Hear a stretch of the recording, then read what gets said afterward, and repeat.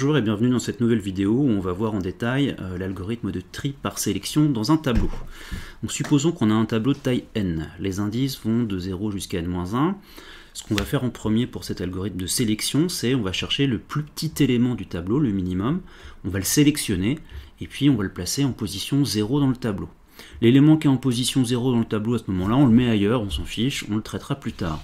Puis quand on aura fait ça, on va chercher le plus petit élément du reste du tableau, c'est-à-dire entre les indices 1 et n-1, et puis on va placer ce plus petit élément du reste du tableau en position 1, c'est-à-dire juste après l'élément qu'on a placé en position 0.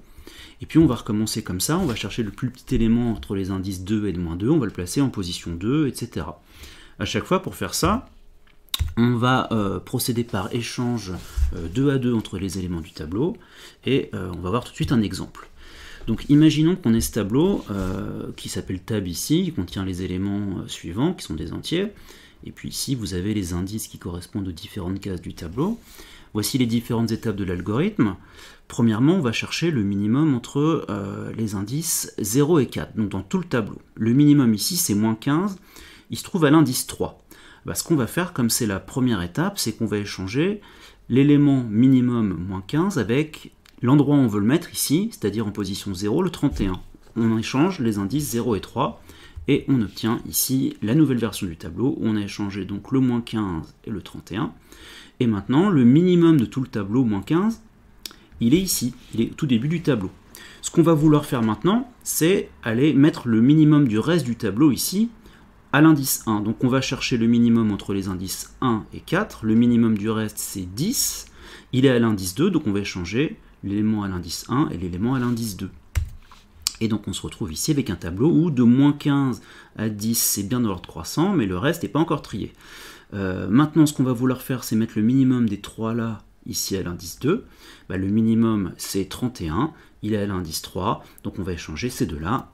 Et puis on voit que à la fin, ici, qu'est-ce qu'il me reste à faire pour mettre le minimum ici? Il va me rester à échanger 93 et 72.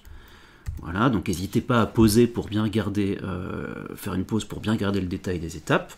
À la fin, le tableau est trié. J'ai pas besoin, quand j'ai fait tout ça, d'échanger le dernier élément avec lui-même.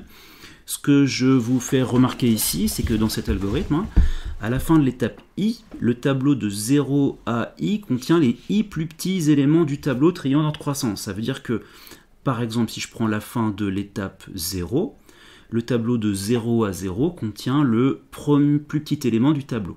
À la fin de l'étape 2, par exemple, le tableau des indices 0 à 2 contient les 3 plus petits éléments du tableau. Donc voilà comment fonctionne cet algorithme.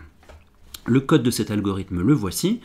Donc il est écrit en Python, le tri sélection, on lui donne un tableau, et donc le i ici joue le rôle de l'étape, et il va nous donner la position où on veut mettre le plus petit élément. Donc au début on veut mettre le plus petit élément en position 0.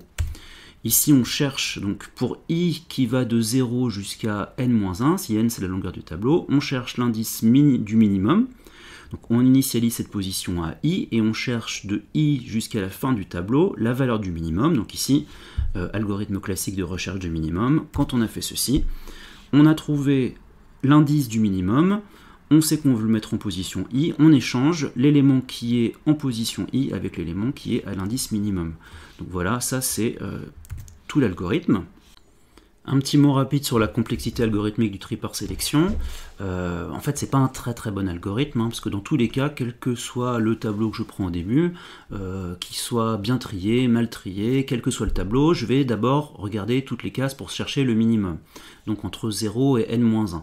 Donc en gros, au minimum, il va me falloir prendre un élément et le comparer à tous les autres, c'est-à-dire faire n-1 comparaison pour ça.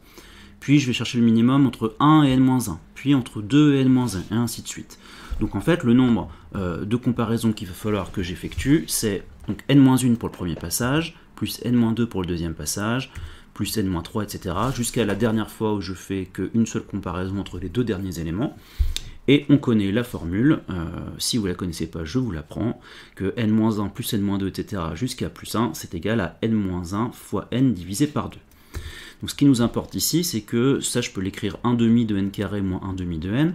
Quand n devient très grand, ici, ce terme-là, 1 demi de n carré, est beaucoup plus important que celui-là. Donc ce qu'on retient, c'est que la complexité algorithmique, pour un tableau à n cases, c'est de l'ordre de n carré. C'est le n carré qui l'emporte et on dit que c'est un algorithme quadratique. Ça veut dire que, par exemple, si je multiplie la taille du tableau par 10, il me faudra 10 au carré, 100 fois plus de temps. Donc c'est un algorithme simple, mais c'est pas un algorithme des plus efficaces. Voilà, je vous remercie, c'est fini pour le tri par sélection, et on va bientôt voir le tri par insertion.